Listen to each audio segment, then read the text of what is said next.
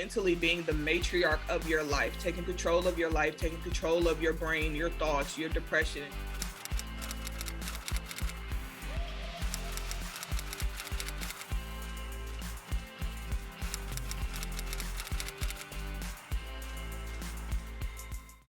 Hey everyone, it is Christine XP. Welcome to the Brain XP community, and this is the Spotlight series. In today's episode, I sat down and chatted with Miana Bryant, a mental health warrior and amazing advocate who turned her own pain and mental health battles into pure inspiration for young people around the globe who are struggling with similar problems. She did this by founding the nonprofit organization, The Mental Elephant. Miana is going to share all about The Mental Elephant, their incredible services and support groups, and how you can become involved. So let's get right on into it. Can you tell us about yourself and your mental health journey? So my name is Miana Bryant. I have been diagnosed with major depressive disorder and general anxiety disorder in January of 2016. And since then, I take medication nightly. I go to therapy. I have a counselor. I have a psychiatrist, and I try my best to definitely keep myself above water, and keep my head above water. I was first introduced to my struggle my sophomore year of college. Definitely being by myself, moving to a state that was like 5 hours away from my family, and experiencing college for the first time, being on my own for the first time, really kind of pushed me into a pretty dark space. And I wasn't eating, I wasn't doing anything. I didn't care to talk to my family. I was just more so interested in laying in bed and watching TV all day, which was not at all healthy. But the main kicker that kind of pushed me to go get diagnosed was I noticed that I could be in bed all week, miss class all week, and just be in bed and sleep. And by the time I get out of bed, I'm still extremely tired, which I know is not at all normal, and it's not at all how our body is supposed to function.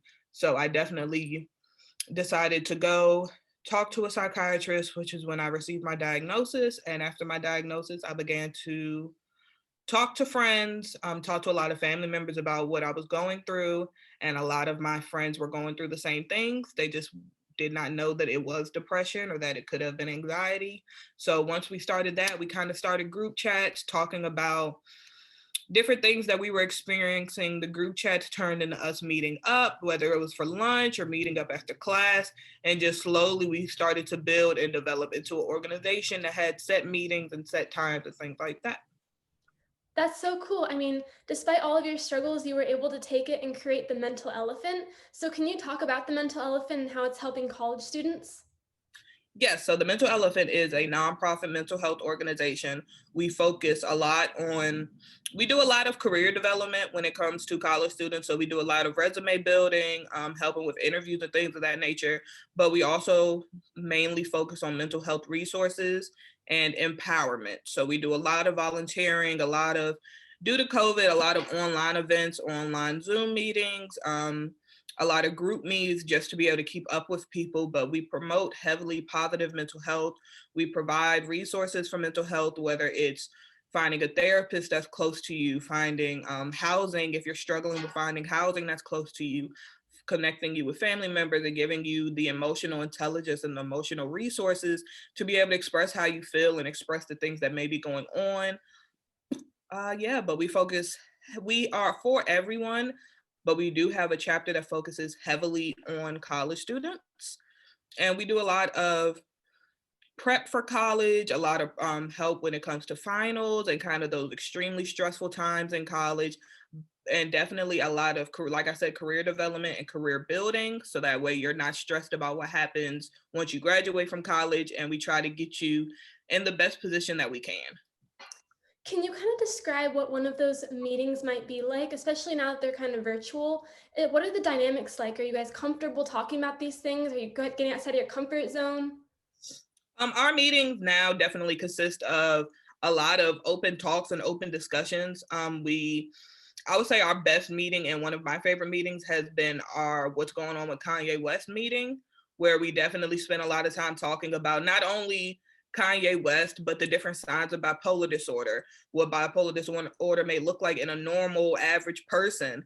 So we definitely try to cater our meetings to discussing current events, discussing society, discussing whether it's the election or COVID and things of that nature. But we definitely try to focus on starting off with allowing everyone to speak their piece, speak their mind, what they may be going through, discussing a current topic or discussing current news, and going into how we can handle that, how we can digest that mentally, how we can go forward with the things that may be going on in our world and be able to handle things in a better mental space.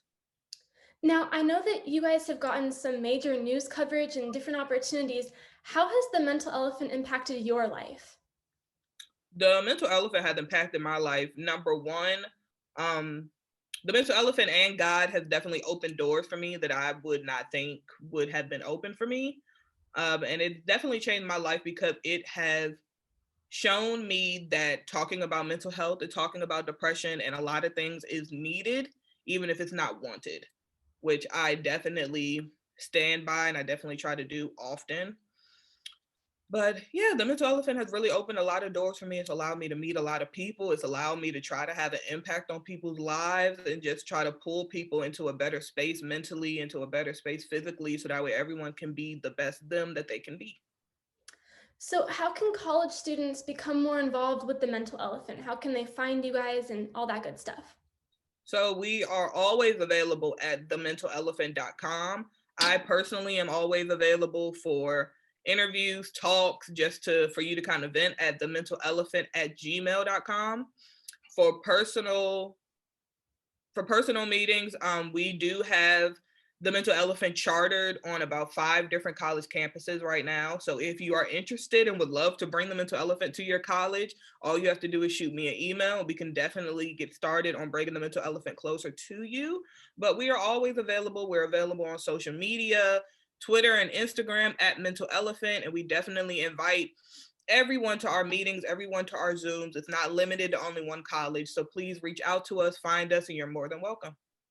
So, is the best way to stay up to date on the mental elephant by going to your website and your social media? Yes, the top tier, if I had to break it down, the top tier to stay up to date is going to always be social media. I'm on my phone for Instagram and Twitter constantly. So everything that you see on the Mental Elephant social media is coming directly from this phone. The second thing would be email. I check my email constantly, and our website is up to date. And I definitely would suggest using our website, but we're in the middle of relaunching and trying to clean up our website since I'm now in grad school and have a bit more resources within my reach versus when I was in undergrad. So the website you can always go to, but it's a bit muddled right now. So I definitely suggest checking out our social media, shooting me an email, checking out our Facebook and things like that. That's so cool. And I know that the Brain XP community can really benefit from everything that you guys are doing, especially you. I mean, I know you've done so much to build this whole mental elephant and the whole term and everything, which I love, by the way. So, lastly, I just want to ask you, can you tell us exactly what the mental elephant, that term means? So the mental elephant, the name itself, definitely comes from my mother. My mom is a great woman. Not starting that off to say that my mom is gone. My mom is definitely perfectly fine. My mom is here. Thank the Lord.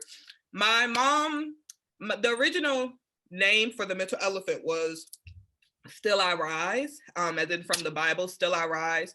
When I went to pitch it to my university at that time, they did not like it. They were not here for it. So it kind of sent me into a bit of a panic, and a bit of a spiral. So immediately called my mom and I'm like, Mom, they're telling me no, this isn't gonna work, this isn't a good idea. My mom called me down and she was more so like, okay, so what's your favorite animal?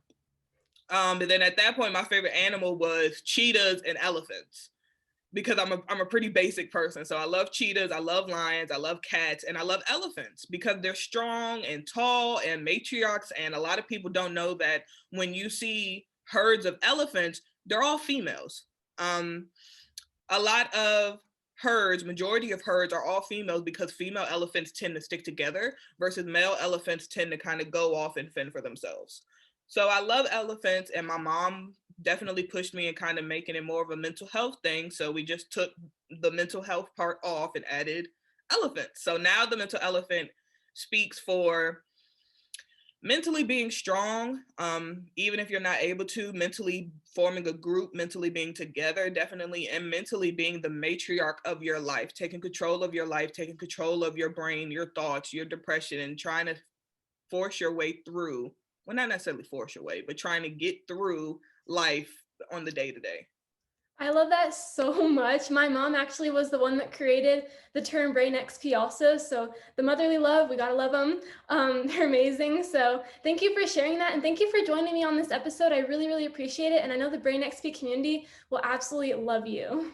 Not a problem. Thank you very much for inviting me. Yeah, of course. Alright everyone, I am back. I hope you found this episode with Miana helpful. If you go to the description box, you will find the Mental Elephant's contact info, social media, and website links. Please use their resources, reach out to them, and show them love on social media. Please give this video a big thumbs up and comment below what you found helpful. Do not forget to subscribe and turn on the post notification bell so you will be notified every time a Brain XP video comes out. And also follow Brain XP on Instagram and TikTok at Brain XP Project. Thank you so much to Miana for joining me in this episode in the Spotlight series. The episode does end here. I will be signing out. Always remember, stay positive, keep smiling, and I will see you in the next video. Bye guys!